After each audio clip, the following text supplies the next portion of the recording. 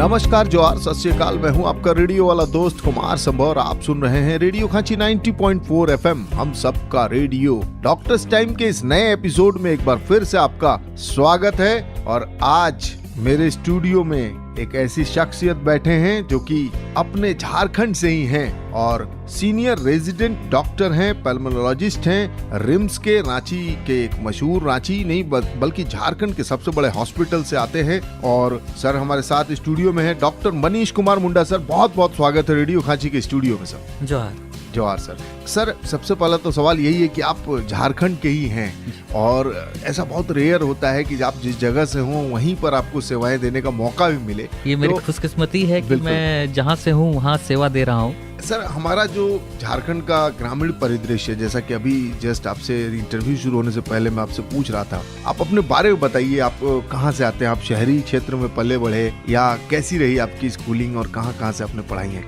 मैं पला बढ़ा तो ऐसे शहरी क्षेत्र में हूँ, पर मेरी पढ़ाई जो है नवोदय विद्यालय सिजुलता सिंहभूम से हुई है, जो कि अभी सरायकेला खरसवां में है।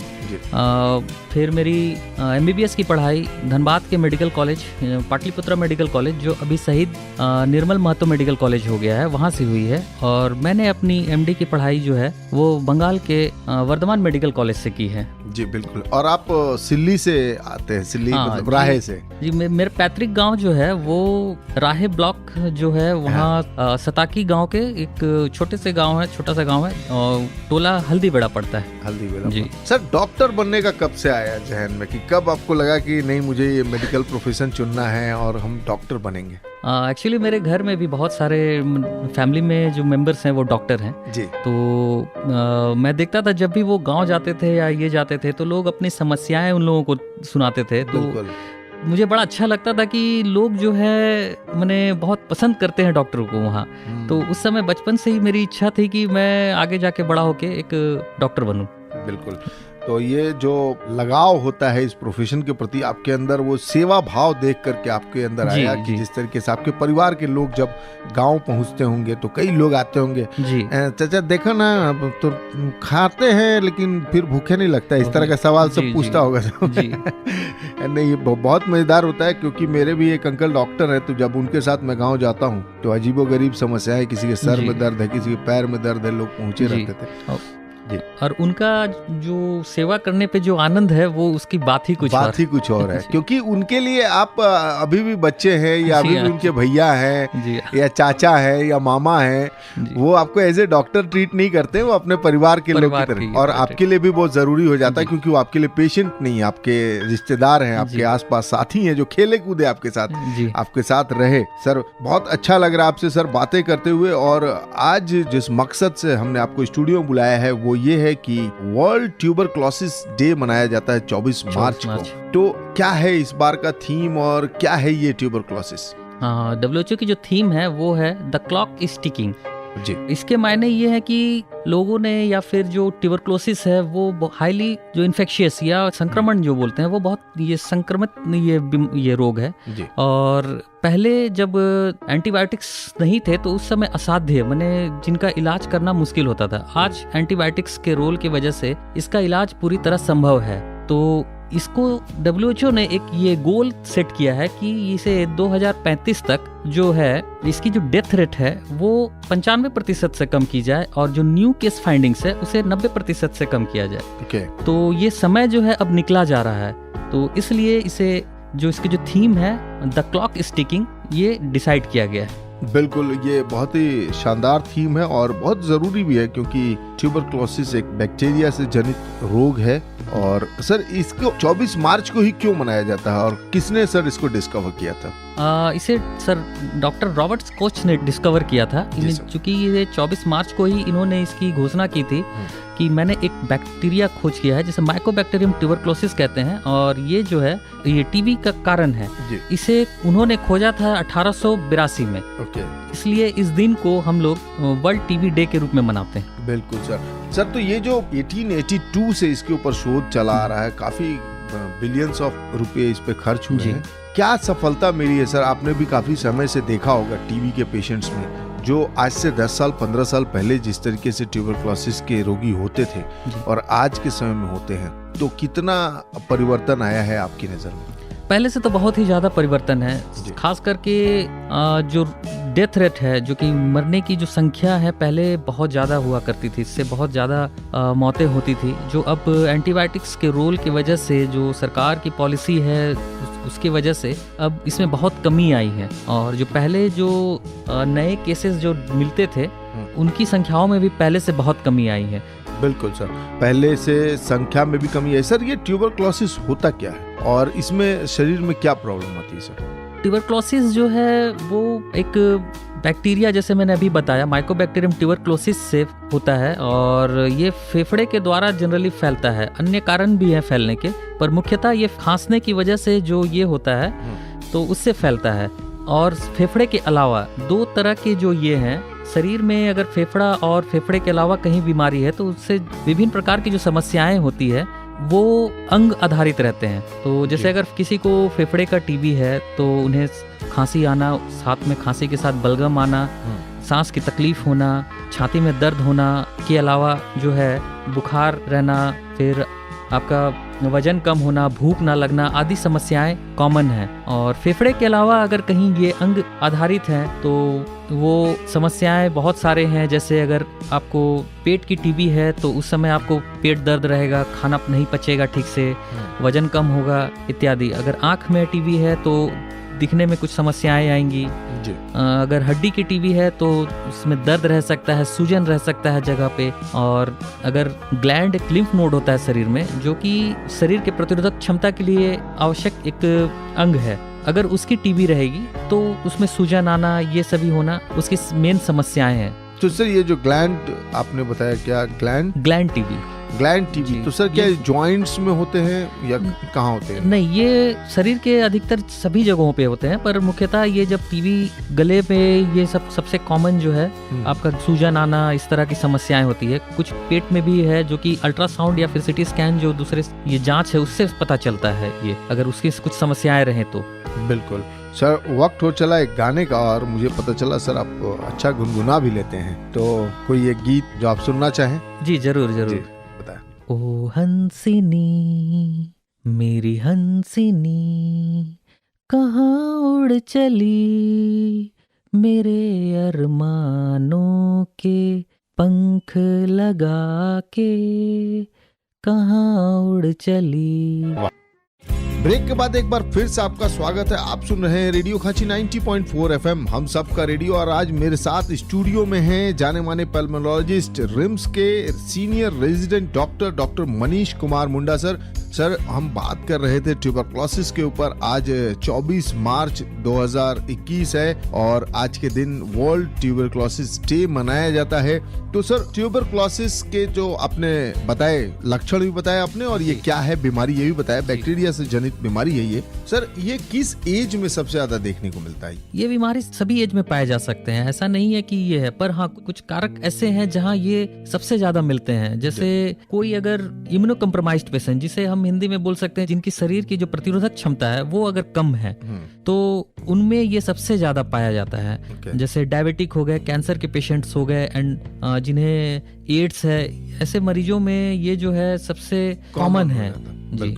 और मेरे हिसाब से सबसे ज्यादा जो कारण टीबी का देख रहा हूं मैं, जो अपने डे टू डे लाइफ में, कुपोषण जो है सबसे इम्पोर्टेंट कारण है इसके होने का। कुपोषण से भी टीबी ट्यूबरक्लोसिस होता है। बिल्कुल। तो सर इसके उपचार के लिए सरकार ने, जैसे कि आपने बताया कि रिम्स में भी सुविधाएं शुरू हो चुकी हैं। जी हाँ। और क्या क्या कदम उठाए जा रहे हैं सरकार की तरफ से? सरकार की तरफ से एक प्रोग्राम है, रिवाइज नेशनल ट्यूबरक्लोसिस प्रोग्राम, जिसे RNTCP बोलते हैं जी। ये बहुत दिनों से चला आ रहा है, 90 के दशक से ही शुरुआत हो चुकी है इसकी। उसमें बहुत सारे भी बदलाव किए गए हैं, चाहे वो दवा से संबंधित हो, चाहे उसके इलाज से संबंधित हो, चाहे उसके जांच से संबंधित हो। सरकार दवाएं सारी फ्री देती है, इससे संबंधित जांच सारे फ्री होते हैं। और अभी सरकार ने एक निर्णय लिया है कि कुपोषण ना हो, उनके भरपूर खाने मिले, इसलिए सरकार 6 महीनों तक उनके बैंक अकाउंट में 500 रुपए ट्रांसफर करती है। कि वो खान पान अपना सुचारू रखें, खासकर ट्यूबरक्लोसिस के मरीजों जी। और जो दवाएं वो लेते हैं उनकी प्रॉपर जो है उसकी ये मॉनिटरिंग होती है कि वो ले रहे हैं कि नहीं। ओके। अच्छा सर, इसे बचने के क्या उपाय हैं? कहते हैं ना prevention is better than cure. जैसे तो अगर मुझे ट्यूबरक्लोसिस ना हो या किसी को भी ना हो तो उसके लिए क्या जरूरी है करना? सबसे जरूरी चीज तो जैसे मैंने अभी बताया कि कुपोषण जो है सबसे उसका मुख्य कारण है। तो आप अगर अपने खान पान पे ध्यान देंगे तो आधी समस्याएं वहीं समाप्त हो जाएगी। बाकी जो है इसके फैलने का जो मुख्य कारण है वो है फेफड़े से संबंधित जो ये रोगी है जिसे हम लोग पल्मोनरी ट्यूबरक्लोसिस बोलते हैं, वैसे पेशेंट्स की पहचान और इसे रोकने के लिए उसके उपचार को करना सबसे ज्यादा जरूरी। उपचार में सर क्या क्या बेसिक चीजों का ध्यान रखते हैं सर? सबसे बेसिक चीज तो हो गया जो एंटीबायोटिक्स जो अभी दे रही है सरकार, वो उसे लेना सबसे ये है। और खाना पीना, जैसे मैंने डे टू डे अपने प्रैक्टिस में देखता हूँ या फिर जो मेरे यहाँ ओपीडी में सारे पेशेंट्स आते हैं, वो एक मिथ जो बोले जो सामाजिक ये जो है एक उन लोगों के मन में ये रहता है कि सर जो टीबी का पेशेंट है उन्हें मीट मछली अंडा नहीं देना। पर एक टीबी के पेशेंट्स में सबसे ज्यादा जरूरी चीज होता है प्रोटीन, और एनिमल प्रोटीन जो है बहुतायत में पाया जाता है। अगर मैं उसे ही मना कर दूंगा खाने के लिए तो पेशेंट्स को फिर जो है रिकवर होने में टाइम लगेगा और इवन जो है हम पेशेंट्स को खो भी सकते हैं। इसलिए खान पान पे ध्यान रखना बहुत जरूरी है। बिल्कुल, खान पान पे ध्यान रखना बेहद जरूरी है और इसके प्रति सजग होने की जरूरत है। इसका इलाज मौजूद है, ये कोई लाइलाज बीमारी नहीं है जैसा कि सर बता रहे हैं, और अगर उचित इलाज और समय पे इलाज मिले तो आप बच सकते हैं। सर वक्त हो चला है गाने का, तो अगली पेशकश भी किशोरदा की ही होगी जी, प्लीज।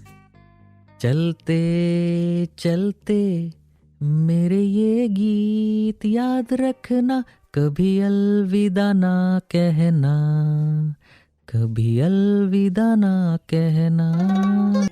बहुत बहुत इंस्पायरिंग गाना है ये और बहुत हद तक एक लड़ने की शक्ति देता है ये गाना और मोटिवेट भी करता है। थैंक यू सर इस तरह का गाना हमें सुनाने के लिए। सर ट्यूबरक्लोसिस एक ऐसी बीमारी है जिसका इलाज मौजूद है, लेकिन कई साल हो गए। 1882 में इसके बैक्टीरिया की खोज हुई थी और इस बार का थीम भी है कि द क्लॉक इज टिकिंग। तो ऐसी स्थिति में सर हमें, आप झारखंड के परिदृश्य में, क्योंकि आप झारखंड को काफी करीब से जानते हैं, झारखंड के परिदृश्य में आपको क्या लगता है कितना समय लगेगा ट्यूबरक्लोसिस से लड़ने में और क्या क्या कमियां हैं जिसको अब पूरा करने की जरूरत है? समय तो लगना है, क्योंकि अभी जैसे मैं अपने मरीजों को देखता हूं तो बहुत सारे जो है कारण हैं इसके पीछे, जो कि जड़ से अभी हम इसको उखाड़ नहीं पा रहे हैं। पहला कारण है कि जो पेशेंट्स है वो इन चीज़ों को ठीक से समझते नहीं हैं। वो जो एक ड्यूरेशन है 6 महीने की, जो इसका इलाज, ये मिनिमम 6 महीना जो दवा खाना है, चूंकि एंटीबायोटिक्स बहुत सारे इसमें मिले हुए रहते हैं तो वो उसे टॉलरेट नहीं कर पाते हैं, जिस वजह से वो बीच में ही छोड़ देते हैं। और इस वजह से जो प्रतिरोधक क्षमता जो बैक्टीरिया की है ये एंटीबायोटिक्स को लेके वो बढ़ जाता है। बाद में वो जो है बदल जाता है ड्रग रेसिस्टेंट ट्यूबरक्लोसिस के रूप में, जिसे क्योर करना और मुश्किल रहता है हम लोगों के लिए जी। तो कुछ ये कारण हुआ। फिर जैसा मैंने बताया कि खान पान, चूंकि यहाँ गरीबी बहुत है तो खान पान पे उन लोगों को ध्यान रहता नहीं है, सभी जो है उतना पौष्टिक आहार ले नहीं पाते हैं, तो ये एक वजह है। तीसरी वजह है जो कि जैसे यहाँ पर बहुत सारे कुरीतियां हैं, जो थिंकिंग है टीबी को लेके, वो सभी कि जैसे मैंने अभी बताया कि उन्हें मीट मछली अंडा नहीं देना है, इसके अलावा पेशेंट से दूर रहना है। ठीक है, एक हद तक सोशल डिस्टेंसिंग जरूरी है, पर पेशेंट्स को पूरी तरह छोड़ना गलत बात है, क्योंकि ये पूरी तरह से क्योरेबल है, माने ये पूरी तरीके से ठीक हो सकता है ट्यूबरक्लोसिस जी। ये हो गया। फिर जो यहाँ पर मैंने देखा है कि बहुत सारे लोग जो हैं अंधविश्वास और इन सब चीजों में चले जाते हैं, झाड़ फूक इत्यादि ये सभी है। और फिर जो ये स्मोकिंग हैबिट्स हो गए, चाहे वो फिर ड्रिंकिंग हैबिट्स हो गए, ये सभी जो है जो कारण है जो इसे जड़ से खत्म होने से रोक रहे हैं। और कुछ जो है कमियां हम लोगों की तरफ से भी है। एक जो गोल सेट किया गया है कि हर एक पेशेंट्स का जो है देखना है कि दवा वो सही ढंग से ले रहे हैं कि नहीं, क्योंकि बर्डन इतना ज़्यादा है इस ये पे कि वो भी कहीं ना कहीं हम लोग से मिस हो रहा है।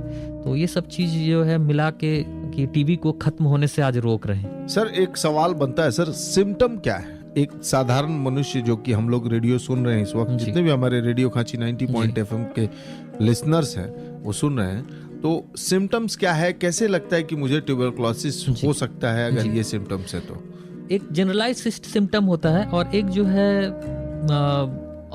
अंग आधारित सिम्टम्स, जैसे मैंने पहले बताया। एक generalised symptoms, low grade fever आना, खास करके शाम के समय में, जो आपका अगर इवनिंग राइज टेम्परेचर जिसे बोलते हैं, अगर शाम के समय में फीवर आ रहा है और वो बहुत लो ग्रेड का रह रहा है, साथ में भूख ना लगना, वजन कम हो जाना, ये जो है जनरलाइज सिम्टम्स है। और अंग आधारित सिम्टम्स में अगर फेफड़े का अगर ये है तो समस्या है, तो खांसी होना, बलगम आना, छाती दर्द होना, छाती में जकड़न महसूस होना, इस तरह की।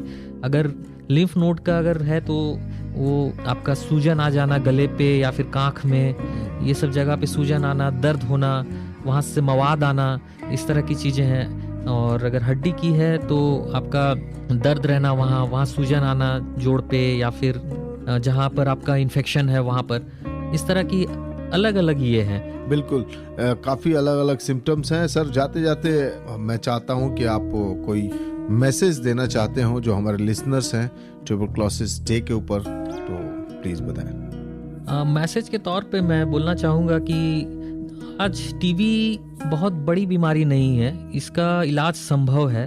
तो आपको कोई भी ऐसा मरीज जो लगे कि टीबी है इसे, तो आप उसे हमारे पास ला सकते हैं, या फिर सरकार के बहुत सारे सभी प्राइमरी हेल्थ सेंटर्स में जो है इसकी सुविधाएं आज दी गई है। तो आप उन्हें ला के आप उनसे माने कि प्रॉपर इलाज करवा सकते हैं उनका। बिल्कुल, जांच करवा सकते हैं, इलाज करवा सकते हैं जी। बिल्कुल सर, हमारे स्टूडियो आने के लिए, हमसे बातें करने के लिए sir, doctor Manish Kumar Munda sir जो कि सीनियर रेजिडेंट डॉक्टर हैं, पल्मोलॉजिस्ट हैं, रिम्स से आते हैं। सर बहुत बहुत धन्यवाद जी, थैंक यू। तो ये हैं डॉक्टर मनीष कुमार मुंडा सर जो कि सीनियर रेजिडेंट डॉक्टर हैं, पल्मोलॉजिस्ट, रिम्स से आते हैं, और आज हमारे बीच आए, हमारे स्टूडियो में पहुंचे और हमसे ढेर सारी बातें की, ट्यूबरकुलोसिस के बारे में खुल के बताया कि क्या है ये बीमारी और कैसे हो सकता है इलाज संभव, क्या लक्ष्य है सरकार के और क्या क्या सुविधाएं उपलब्ध हैं, सारी चीजें तफसील से बताई। एक बार फिर से रेडियो खांची सुन रहे सारे लिसनर्स की तरफ से मैं इनका शुक्रिया अदा करूंगा और यही वादा लूंगा कि जब भी हम इन्हें बुलाएंगे ये जरूर आएंगे और अपनी जरूरी और कीमती ज्ञान को हमें यूं ही देते रहेंगे। अगर आप इनसे जुड़ना चाहते हैं, इनसे बातें करना चाहते हैं, तो आप हमें फोन कर सकते हैं। हमारा फोन नंबर है 9472786904। एक बार फिर से नोट कर लें, 9472786904। इस पे आप व्हाट्सएप भी कर सकते हैं और अगर आपको कोई समस्या है तो आप व्हाट्सएप के थ्रू संपर्क कर सकते हैं डॉक्टर मनीष कुमार मुंडा सर से। तो सर बहुत बहुत धन्यवाद एक बार फिर से, और सुनते रहिए आप रेडियो खांची 90.4 FM, हम सबका रेडियो।